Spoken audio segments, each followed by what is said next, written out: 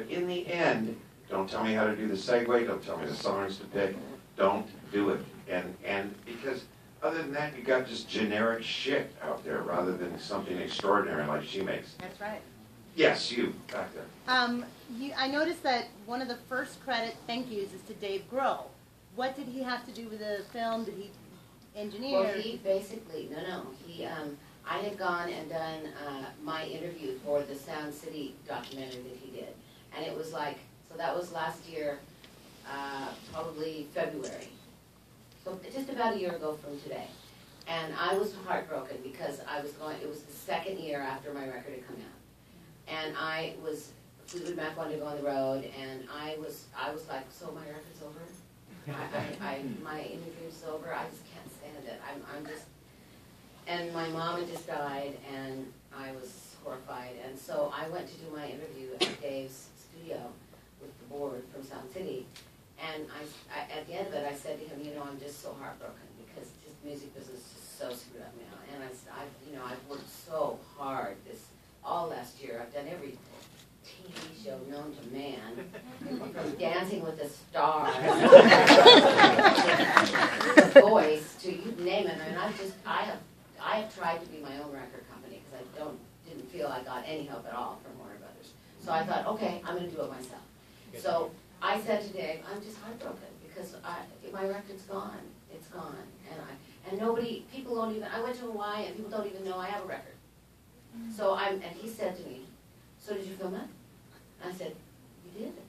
And he said, well, is it done? And I said, well, no, but and he goes, well, go home right now, call Dave, and do it and finish it and put it out because, Stevie, this will give your record another run for its money. This is the only way to save in your dreams. And I said, yes, sir. Which is the called one Dave and only. Stewart, and I said, Stewart. And I said, Dave Stewart. And he's like, how you doing? And I said, we have to finish this movie like tomorrow. Because it's the only possible way we're going to save this record. And he's like, okay. And that's what we did. We went into editing with my friend Shane, who I think is out there somewhere. Shane, where are you? Shane on crutches. Are you not there? He's hiding. Okay, Shane, our editor that we sat for 3 months and took it from 3 hours and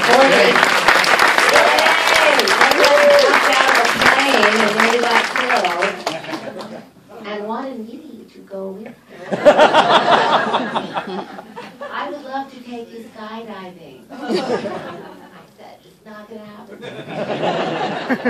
So anyway, we went in and we were like on a mission to get this little film done. And that's what we did. And otherwise, had it not been for Dave Grohl saying that, I don't think that I wouldn't have known what to do. Right.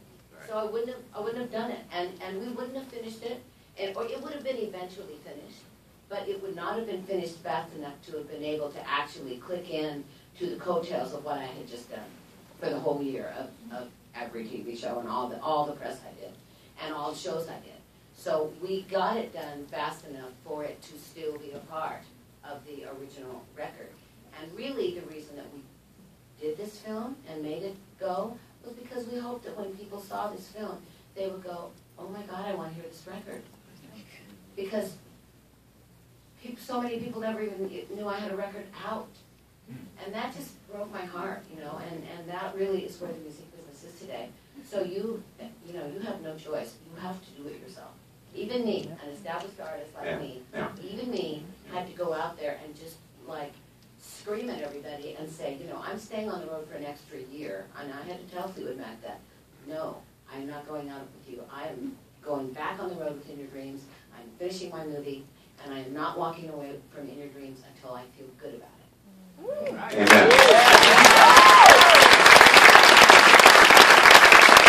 We have time for only one more question, but let me just say something very quickly about this because it's important. In this new world of social media that we live in, where everybody's sharing music, aka stealing people's music, it's just wrong on every level. I mean, when you put the kind of heart and soul that she does into her music, how dare you not buy the album? If you're going to listen to it, buy the album. I mean, it really, and it's not even about the money, it's about the respect. You don't steal somebody's car, you don't steal somebody's dog, you don't steal.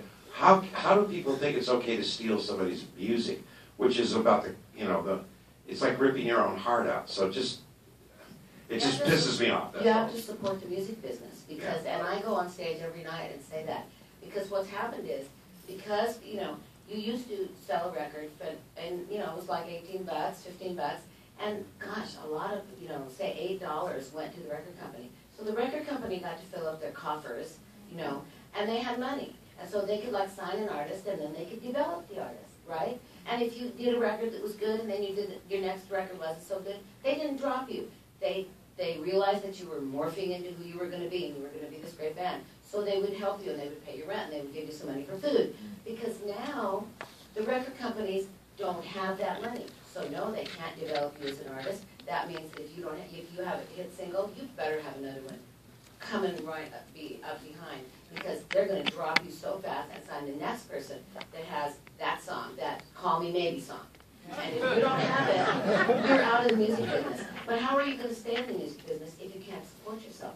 And if people don't buy your music, I mean, we're okay. All of the elite bands from the 70s, we're all okay. We're financially stable. But what about all the music that should be being made now that people will be listening to in 20 years? Because that's what makes me feel bad. I feel bad for all the kids. Because where are all the little Led Zeppelins and the little Fleetwood Macs and the Who's and the Genesis, and where are these bands? They're out there. All those talented kids are everywhere. They surround us. They pass us in the malls. But they can't get a break. And that breaks my heart. And the only way we can even start to fix that is to, any record you like, buy it. Even if even if you don't like it, buy it. Because it matters. It matters to get the music business back on its feet. Otherwise, there's going to be no music business, and all there's going to be, and there's going to be no film business either.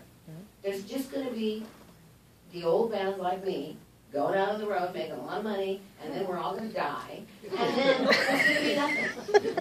Wow. Well, on that note,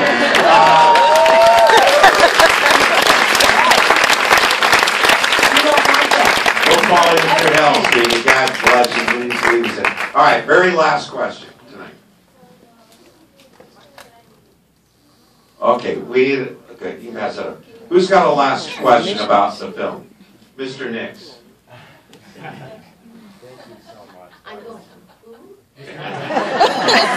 I've been following this record for the entire last year, and after seeing this, especially that New Orleans part, it probably wasn't one of my favorite songs, but I just spent all my money to get tickets to see Fleetwood Mac at Jazz Fest, and I really hope you perform that live. Because You know what? I'll tell you right now, we're not, because I didn't even suggest it. But I will tell you that we did.